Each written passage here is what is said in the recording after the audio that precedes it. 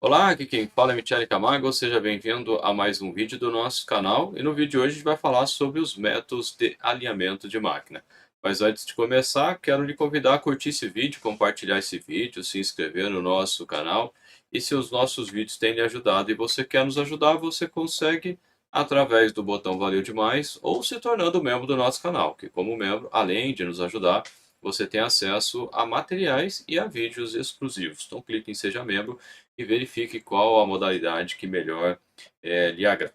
Bom, sem mais delongas, né, vamos então ao tema do vídeo de hoje, né, os métodos de alinhamento. Nós falamos no vídeo anterior sobre o que é, né, os fundamentos A gente falou no vídeo anterior, que vou deixar o link para vocês aqui, sobre o que é alinhamento, né, o que é desalinhamento, quais são os tipos, né, paralelo, angular e combinado. E agora a gente vai falar sobre as técnicas que são utilizadas para minimizar o desalinhamento. Por que eu estou falando de minimizar? Porque conseguir alinhamento 0,0, né, é praticamente impossível. E por que é impossível?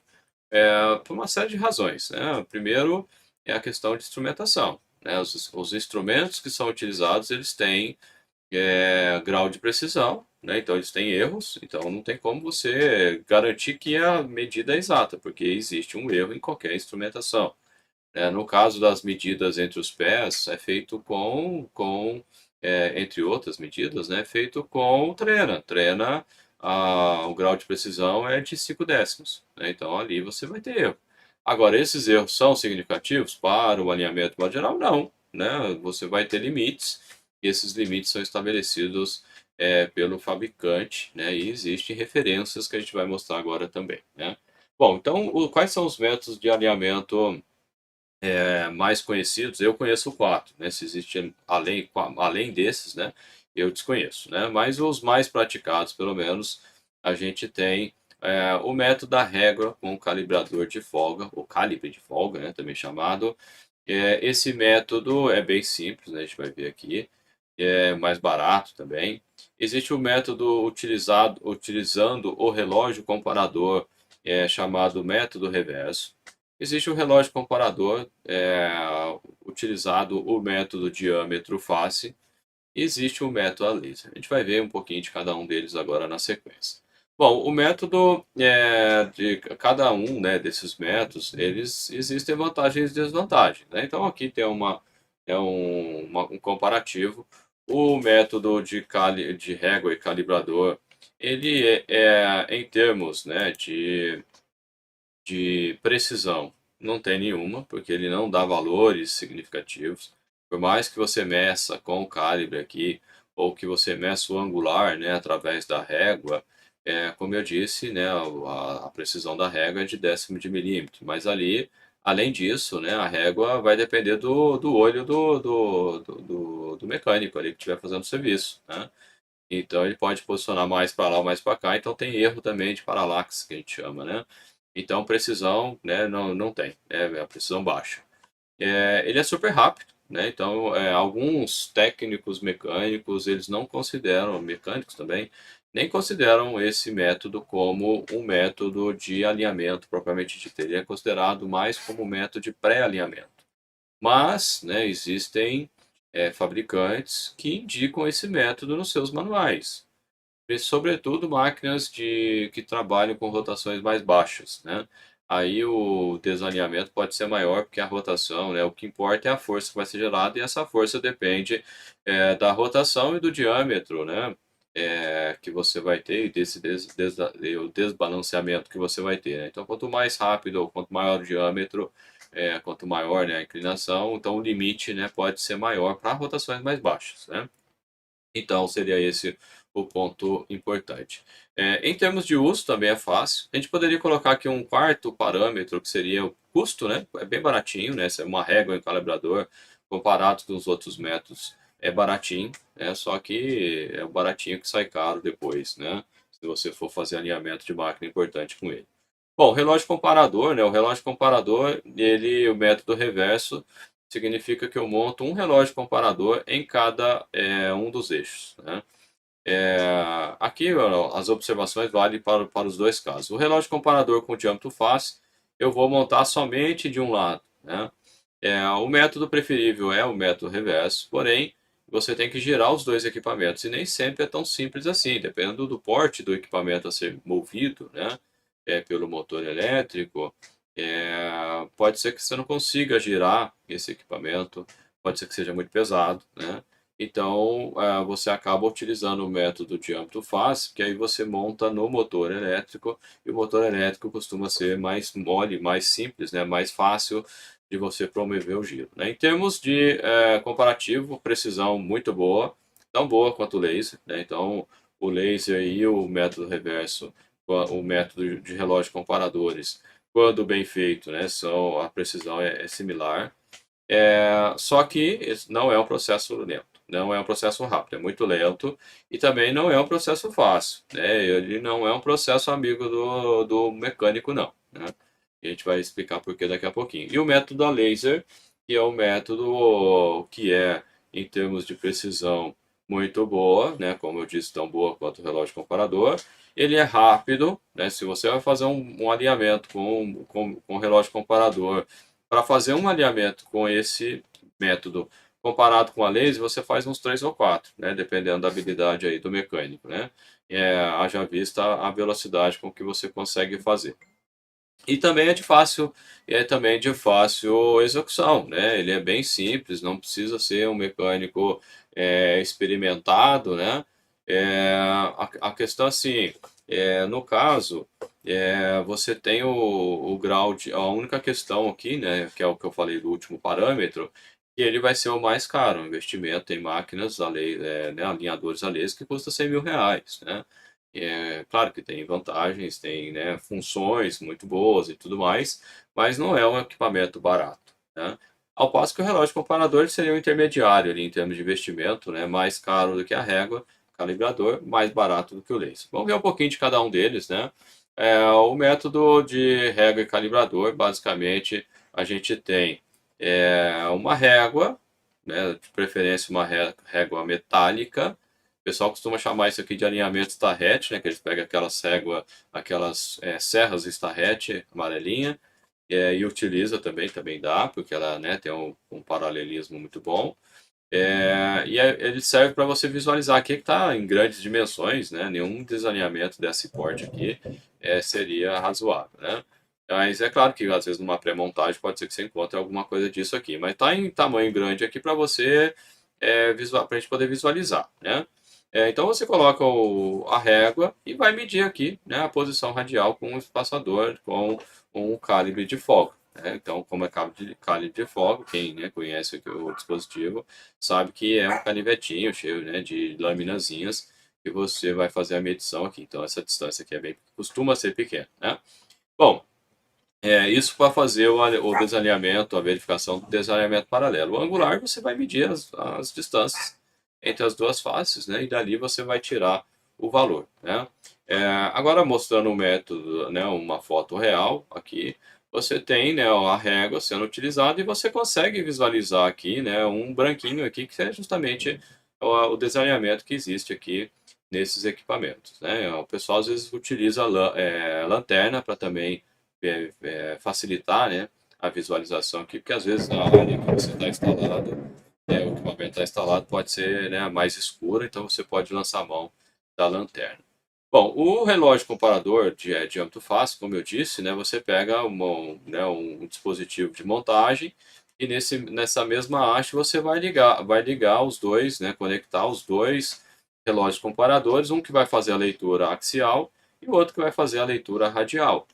Como é que o relógio comparador funciona? Ele faz medida relativa, né? Então você pode zerar aqui né, o medidor, e aí à medida que você vai girando e ele vai mudando de direção aqui, né, o acoplamento, né, a parte do eixo aqui, o que vai acontecer? Ele vai medir, ele vai ser apertado ou vai ser estendido essa hastezinha aqui, né, que tem um contato aqui, e aí em função né, do quanto ele for comprimido ou do quanto que ele esticar, você tem uma leitura aqui, né?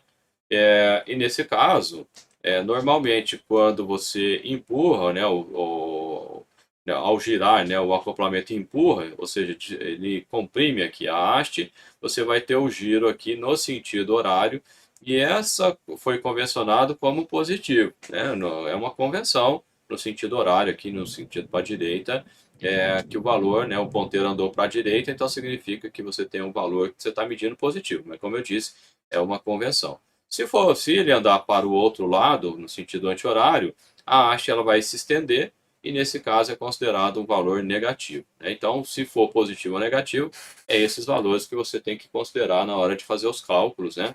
E essa é a parte chata do trabalhar com o relógio comparador, porque existem alguns cálculos que você deve fazer para poder chegar no valor de desalinhamento e também qual que é a compensação que você deve fazer, né? Então, essa é a parte chata do relógio comparador, né? E existe um método gráfico também que você pode fazer com papel milimetrado, aonde você representa as medidas ali que compõem, né, o equipamento e, né, os instrumentos de medição, a ponto de, ao representar em escala, aí tem que ser em escala mesmo, você consegue identificar qual é, né, os espaçadores, né, qual é a folga que você tem, qual que é o desalinhamento. É um método que é bastante lento por conta disso, né? Você tem que desenhar mesmo e tem que ser preciso, senão o valor que ele vai dar vai ser um valor furado, né? Voltando aqui para a apresentação, em termos de tolerância, né, quem deve informar é o fabricante, que deve informar qual que é a tolerância do seu equipamento, né? Então o pessoal costuma perguntar para a gente qual que é o valor. Não, você tem que perguntar para o fabricante do seu equipamento. É ele que vai dar os limites do equipamento dele. Mas pode ser que não tenha, né, o fabricante não exista mais. Então existem tabelas, né, que são consultadas, que você pode consultar, que dá parâmetros. Essa tabela aqui, ela é certa 100%? Não, não é, né? Você não pode confiar 100% não. Então você tem que checar para ver se de fato esse alinhamento está bom ou está ruim. Se você utilizar essa tabela como referência, você tem que monitorar o equipamento que você utilizou para verificar se ele quebrou mais cedo ou não. Se ele quebrou mais cedo, significa que esses valores já estão grandes, estão superiores ao que a máquina suporta. E aí você vai ajustando isso nas próximas montagens, né? Então é importante ter o histórico dos equipamentos, embora, né, isso é fundamental para você tomar decisões, o gestor de manutenção tomar decisões, mas na prática, às vezes os relatórios, né, de manutenção eles são bem pobres, né? Eles não têm as informações muito detalhadas a ponto que você fica sem saber né, o que aconteceu de fato, né? Bom, o método de relógio comparador pelo método reverso, ele o que muda na prática aqui é a maneira que você vai medir, né? Então, se você mede um relógio, você monta na máquina fixa, o outro na máquina móvel. Quando a gente fala fixo e móvel, significa que é a máquina que eu vou mover durante o alinhamento. Normalmente é o motor elétrico, mas isso também é uma convenção. Tem casos que mover a bomba, por exemplo, é mais fácil, então vai depender de caso para caso, mas na maioria das vezes é mais fácil mexer no motor elétrico. Então, a máquina móvel, vamos dizer, motor elétrico, máquina fixa, uma bomba qualquer, você monta esses relógios comparadores. É importante que esses eixos girem simultaneamente, né, para isso. Então, você pode montar o acoplamento inteiro ou travar através de um parafuso, uma trava, enfim, né? E aí você vai também fazer né, as medições e o processo é muito parecido. A única diferença é que ele mede só radial, enquanto que o outro mede um axial e um radial. E a fórmula muda também, né? Existe uma formulinha de compensação que muda também em função disso. Já o método de alinhamento a laser, ele é um método muito intuitivo. Eu costumo falar que o método alinhamento a laser, ele é o amigo do mecânico, né? Porque o do técnico mecânico que estiver fazendo o trabalho, né? Por quê? Porque ele te ajuda a fazer o alinhamento, né? Então aqui está um exemplo de montagem.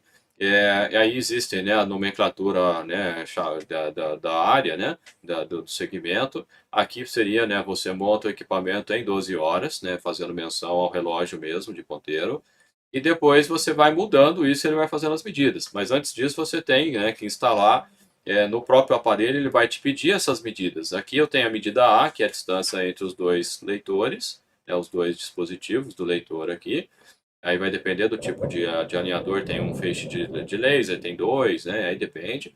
A distância entre dos dispositivos aqui até a linha de centro do parafuso, do primeiro parafuso, e depois a distância entre os dois parafusos aqui de fixação do motor elétrico, né? Se você tiver aquele motor elétrico que tem 3 furações, você tem que ver onde que você vai fixar, né? É óbvio, né?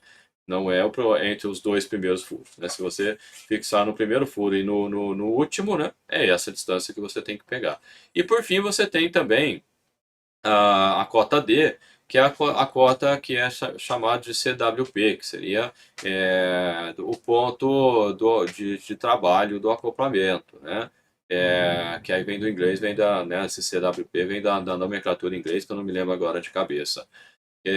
Que então você, aqui no caso desse acoplamento, seria no centro aqui, entre o acoplamento no meio do centro aqui do alinhamento elástico, né? E nesse caso, então, você mede isso aqui, e essas medidas são feitas normalmente com trenas, né? E uma vez que você mediu, o aparelho vai te falar, né? Você montou, né, no 12 horas, ele te fala, vire no sentido anti-horário, né? Então ele está mostrando a setinha que você tem que mexer. Quando você gira, ele vai ficar de azul, vai ficar verde. Aí você faz a leitura, pode ser automática, depende do aparelho. Aí ele te fala, volta de novo para a posição aqui de 12 horas. Aí você volta, fica verdinho, aperta o botãozinho, ou né, ele vai ler automático. Aí gira de novo para a posição de 3 horas, faz a leitura e, entre aspas, né, tá pronto. Tá pronto o quê? A leitura. Aí o aparelho vai te dar uma coisa mais ou menos assim, aonde ele te mostra, né, os valores de desalinhamentos que você tem. Então, por exemplo, nesse caso aqui, pensando, né, aqui na correção vertical e horizontal, né? Ele vai te dar aqui, no caso aqui vertical, estaria dentro dos limites, então você já entre aspas, já alinhou, já estava alinhado, né? Você não precisa mexer, digamos que seja a primeira leitura, e aqui ele te fala, né? Você precisa corrigir aqui, né? Os valores, né? E tem uma outra tela que te fala qual que é o valor também que você deve corrigir. Os alinhadores a laser, à medida que você vai mexendo no equipamento, né, você tem os macaquinhos aqui, dependendo do equipamento, obviamente, que facilita a movimentação lateral aqui do motor, né? À medida que você vai fazendo, ele vai alterando esses valores. Então, veja que ele coloca esse símbolo aqui, que é o símbolo que está perto da tolerância, você está quase chegando, e o 0,23 aqui está totalmente fora, né? Então, você vai ter que tomar alguma ação de mudar aqui qual é, né?